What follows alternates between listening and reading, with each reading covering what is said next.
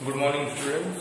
ठीक है, previous classes में मैंने आप लोग को कहाँ तक पढ़ा दिया था, तो होगा प्रोटिस्टा के डिवीजन क्राइसोफाइटा तक बता दिया था, जिसमें गोल्डन डेसिमेट्स वगैरह ये सारी चीजें, केसर वगैरह ये सारी चीजें बता दी थी मैंने।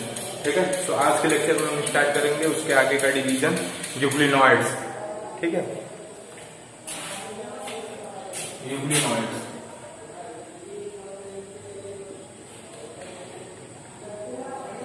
मैंने आप लोग को बताया था प्रोटिस्टा में क्या क्या होता है, डायनोफ्लैजेलेट्स, यूक्लिनॉइड, क्राइसोफाइटा, डायनोफ्लैजेलेट्स, यूक्लिनॉइड्स, लाइनोइड, ये डिवीजन होते हैं प्रोटिस्टा के। ठीक है, तो मैंने आप लोगों को क्या क्या खत्म करा दिया है, क्राइसोफाइटा बता दिया, डायनोफ्लैजेलेट्स बता दिया है। ठीक है, अब हम आगे बात करेंगे यूक्लिनॉइड्स।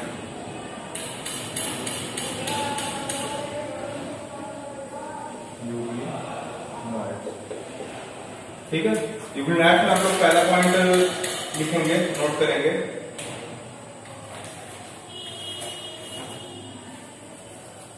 ये कैसे होते हैं? यूनिसेल्युलर होते हैं। ऑब्वियस, प्रोटिस्टा मैंने आप लोग को क्या बताया था, अगर याद हो तो मोनेरा मैंने क्या बताया था, यूनिसेल्युलर प्रोकैरियोट, एंड प्रोटिस्टा बताइए यूनिसेल्युलर यूकैरियोट। ठीक है, तो ये क्या होंगे, unicellular, they are unicellular. Cell wall absent होते हैं, cell wall absent around them, absent around them। Okay, cell wall absent होते हैं। और क्या है, ये किससे सराउंड होते हैं? जब सेल वॉल एब्सेंट होते हैं तो ये सराउंड किससे होते हैं? Surrounded by cell membrane, they are surrounded by. और वो सेल मेम्ब्रेन किससे बनी होती है? By cell membrane made up of. Cell membrane किससे बनी होती है? लाइपोप्रोटीन से, यानी कि लिपिड प्लस प्रोटीन, लाइपोप्रोटीन। देखो, अगर जो शुरू से सीक्वेंस में लेक्चर देख रहा होगा ना, और एक एक चीज ध्यान से सुन के पूरा लास्ट तक वीडियो, उसको पूरी चीजें क्लियरली समझ में आएंगी। ठीक है, अगर जो कहीं भी थोड़ा सा बीच में वीडियो स्किप किया होगा उसको नहीं समझ में आएगा, इस बात का ध्यान दीजिएगा आप लोग। ठीक है, हाँ, ये बता दे रहे हैं कि अगर कोई भी थोड़ा सा भी वीडियो स्किप किया होगा तो उसे समझ, क्योंकि सारी चीजें लिंक करती है ना, उसमें ऐसा थोड़ी है कि 6 की क्लास चल रही है कि बताया, चलो एक चीज नहीं समझ दूसरा डिफिनेशन समझ लो। ठीक है, एक डिफिनेशन नहीं समझना, दूसरा डिफिनेशन, सारी चीजें लिंक करती हैं। ठीक है, अगर एक भी आपका स्किप हुआ, ठीक है, 1 मिनट 2 मिनट स्किप हुआ तो फिर आपका सारी चीजें समझ में आना बंद हो जाएंगी। ठीक है, लाइपोप्रोटीन से बना होता है सेल मेम्ब्रेन, सेल मेम्ब्रेन। और ये जो सेल मेम्ब्रेन होता है लाइपोप्रोटीन का बना हुआ, ये किससे कवर्ड होता है? पेरिकल से।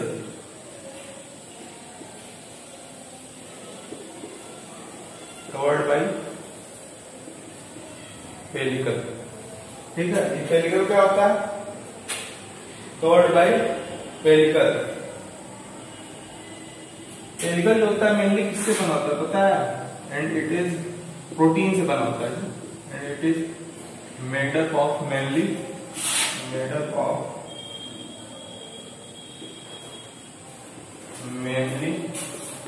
Protein which is elastic in nature. पेरिकल elastic होता है, ठीक है, इलास्टिक इन नेचर।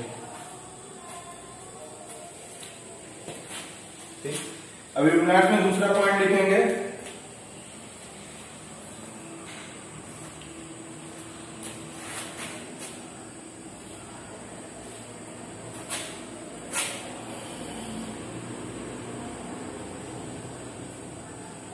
उनके पास कॉन्ट्रैक्टाइल वैक्यूल भी होता है। ठीक है, अभी बता रहे हैं कॉन्ट्रैक्टाइल वैक्यूल क्या होता है।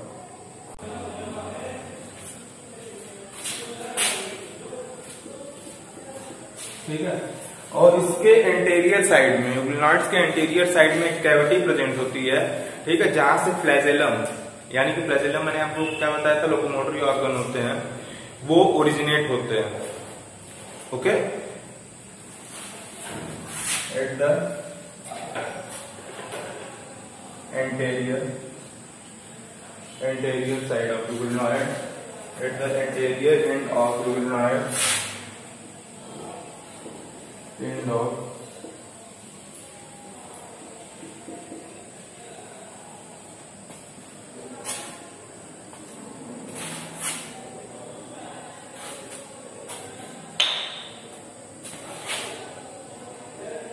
uvulinoid cavity present, cavity is present,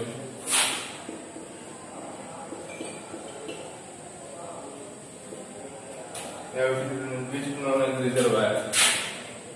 reservoir मतलब आप लोग समझते हैं, जैसे पॉन्ड को भी वाटर का रिजर्वायर कहते हैं।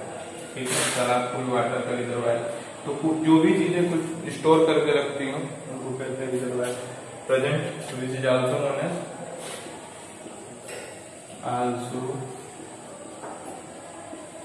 Known as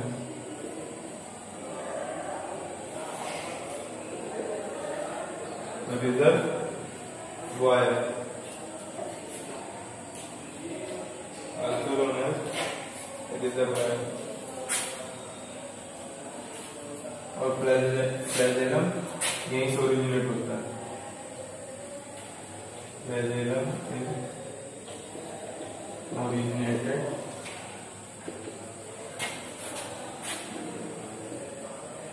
from the base of reservoir। सबसे निचले हिस्से से रिजर्वायर की वहीं से फ्लैजेलम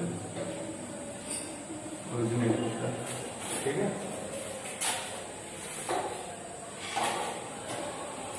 और इनके पास क्या होता है, 4 पॉइंट में लिखिए कि इनके पास कॉन्ट्रैक्टाइल वैक्यूल वगैरह सेल में, क्लास 8 में सेल है।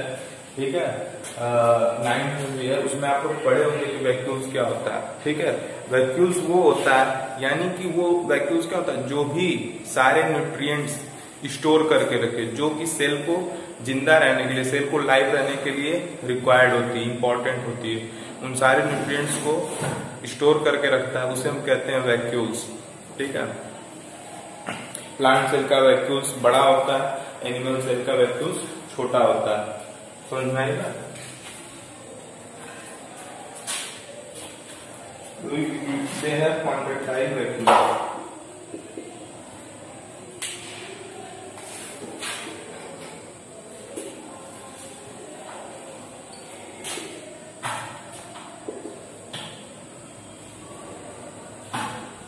contractile vacuole, और यही कॉन्ट्रैक्टाइल वैक्यूल इसमें हेल्प करता है ऑस्मो रेगुलेशन में।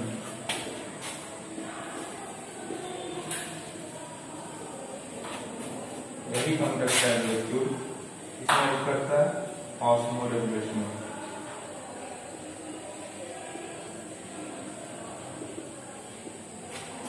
ये ऑस्मो रेगुलेशन क्या होता है, यानी कि अपने बॉडी का टेम्परेचर, ठीक है, जो एक्वाटिक एनिमल्स होते हैं जो पानी में रहते हैं, अपने बॉडी का temperature according to their outer environment maintain करें। ठीक है, मेंटेन करें, उसको कहते हैं ऑस्मो रेगुलेशन। समझ में आई बात?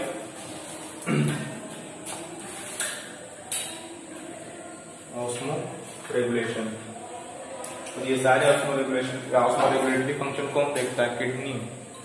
ठीक है, किडनी देखता है।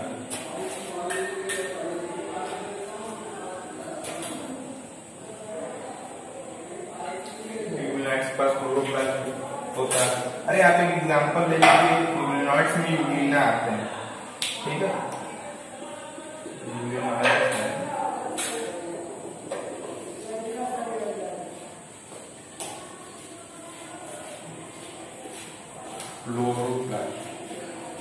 फ्लोरोप्लास्ट भी होता है इसके। ओके, तो ये इंपॉर्टेंट पॉइंट्स है यूग्लिनॉइड्स के लिए। एग्जाम्पल लिख लेंगे आप लोग यूग्लिना, और आप लोग को होमवर्क में यूग्लिना का स्ट्रक्चर बनाना है, ठीक है। चलिए आइए हम लोग आ जाते हैं स्लाइड मोड पे।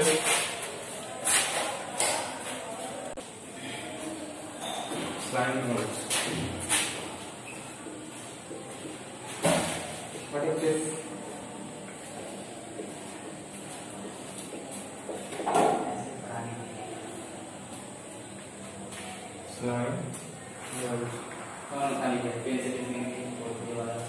ठीक है। इसमें फर्स्ट पॉइंट लिखिएगा आप लोग, ये ऑर्गेनिज्म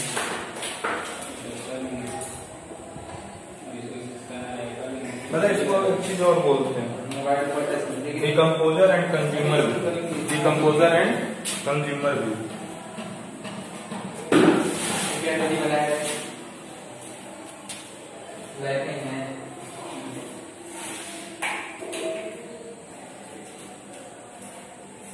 डिकम्पोजर भी कंज्यूमर भी, ये क्या होता है? डिकम्पोजर क्या होता है, कंज्यूमर क्या होता है? आप लोग क्लास 12 में इकोलॉजी में से पढ़ेंगे, तो प्रोड्यूसर होता है, कंज्यूमर होता है, ठीक है। जैसे प्लांट क्या है? प्लांट प्रोड्यूसर है, ठीक है, और हम लोग साग सब्जियां खाते हैं, ठीक है, उनके ऊपर डिपेंड है, तो हम लोग क्या है? कंज्यूमर। तो primary consumer is always herbivorous, ठीक है। इस बात को नोट कीजिएगा। This organism develops like mass at the time of the vegetative.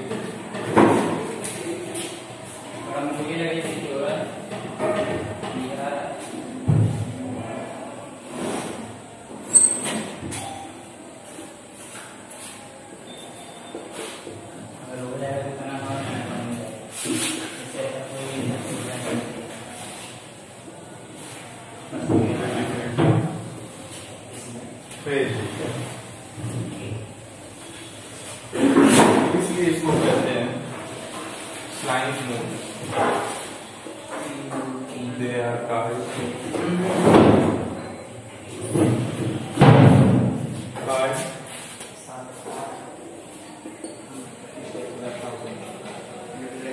Slime mould, इसको कहते हैं, ठीक है।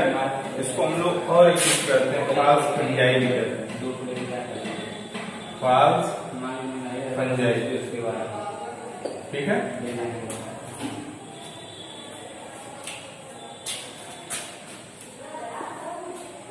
जो भी चीजें इसमें ना समझना है उसको पूछ लीजिएगा कमेंट करके, ठीक है। स्लाइम मोड्स आर सैप्रोफिटिक, और ये क्या होते हैं? Moulds are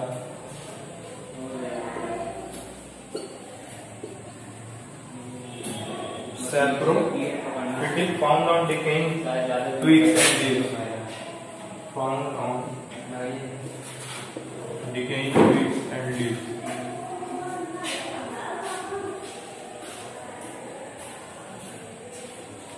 Twigs and leaves, body moves along decaying twigs engulfing organic material, ठीक है। तो जो स्लाइम मोड्स होते हैं वो सैप्रोफिटिक होते हैं, ठीक है। आप लोगों को पढ़ा होगा मोड ऑफ न्यूट्रिशन में, autotrophic mode of nutrition, heterotrophic mode of nutrition. Heterotrophic mode of nutrition में तीन चीजें आती हैं, सैप्रोट्रॉपिक और सैप्रोफिटिक, ठीक है, होलोजॉइक एंड पैरासिटिक, ये तीन मोड ऑफ न्यूट्रिशन हेट्रोट्रॉप में आते हैं, ठीक है। और ध्यान देने वाली बात क्या है कि ये सैप्रोफिटिक है या सैप्रोट्रॉपिक, और ये क्या होता है कि जो डेड एंड डिकेइंग मैटर पे सर्वाइव करे उसको कहते हैं सैप्रोट्रॉपिक और सैप्रोफिटिक, ओके, ठीक है। नेक्स्ट पॉइंट अंडर कीजिए, इसका एक एग्जांपल आप लोग नोट कर लीजिए, फाइजेरम, फाइजेरम,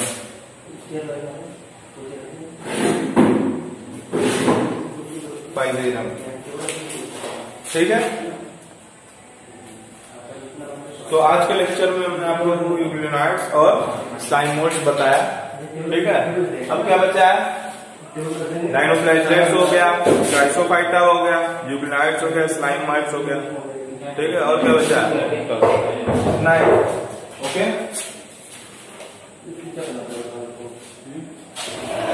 आज के लिए इतना ही। इसमें ये फाल्स फंजाई है, लाइन मोड्स को फाल्स फंजाई भी कहते हैं। तो अब हम फंजाई के बारे में थोड़ा सा पढ़ लेंगे। ओके,